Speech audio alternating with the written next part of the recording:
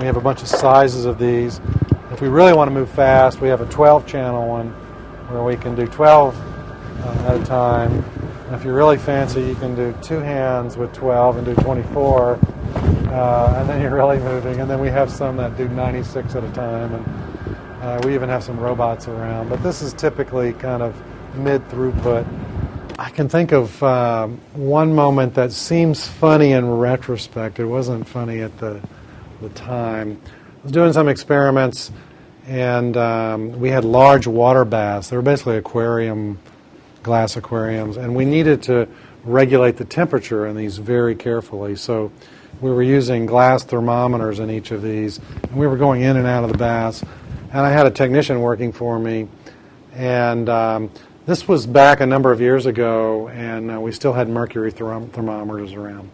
So he broke a mercury thermometer, and what I told him to do was this was underwater, and this type of mercury doesn't aerosolize or spread. So all he really needed to do was get a tube and scoop it up and put a top and call the chemical waste people to pick it up with a tag on it.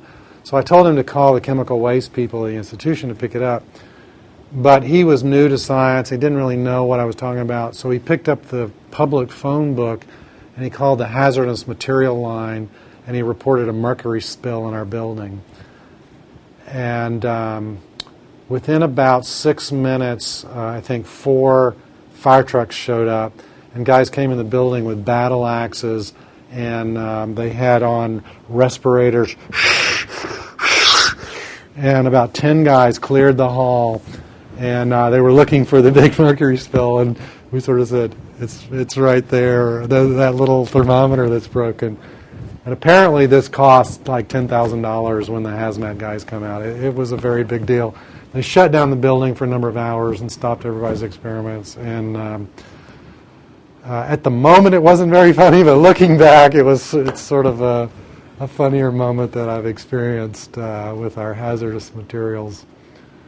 I spent a number of years developing vaccine candidates that are being tested, and when I knew that the first young child had been inoculated with our vaccines, and we were really testing vaccines in little children that we're really trying to protect.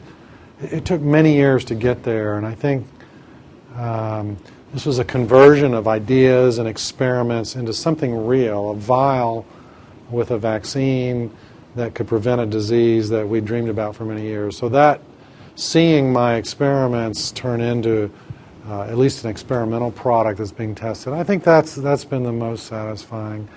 I'm still dreaming that we'll get the testing finished with these vaccines and they'll be licensed and that all children around the world will get them.